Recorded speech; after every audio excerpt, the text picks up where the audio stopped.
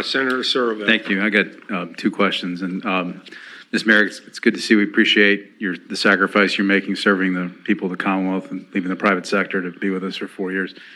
I had two questions. The first one is, the governor's proposed $3.5 billion of spending without any way to pay for it in his budget, tax cuts and some other spending.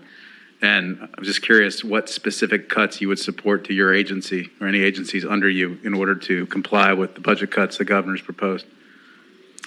Senator, thank you for your question. We're in the process of reviewing every program, every contract, and I don't have an answer for you on that at the moment. I don't know enough. I'm listening and learning and exploring and assessing, and I'm going in and asking the good people who've been working in this government year after year after year, we're asking them for their inputs into this process. Okay, thank you. I have a second question, Mr. Chairman.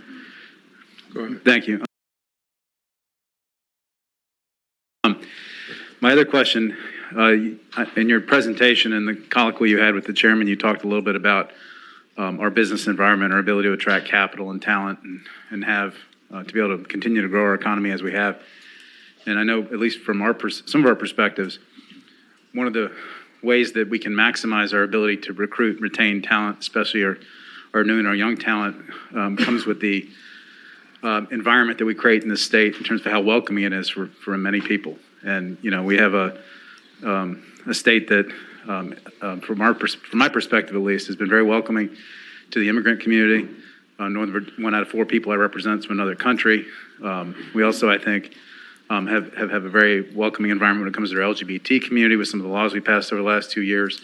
And also we're very, I think, deferential to the rights of women and their ability, their reproductive rights. And I know the Attorney General just recently filed a brief opposing or supporting the end of Roe v. Wade. And I was just curious if you think that sort of what your views are on those issues in terms of how it affects our ability to attract capital, talent, and business to the Commonwealth, whether you have any concerns, for example, about the Attorney General's brief that he just filed last week and how that might affect our ability to recruit people.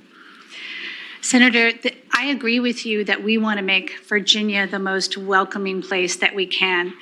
I have been wondering why we have 100,000 fewer people here. And I think we need a marketing campaign to bring workers in for the in-demand jobs that we have.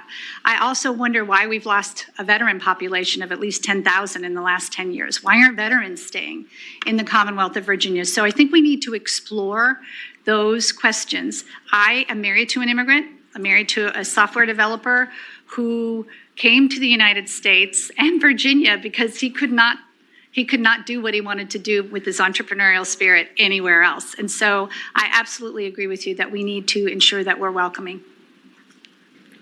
Appreciate your opportunity, your being willing to answer questions for us today. Thanks. It's an unfair question.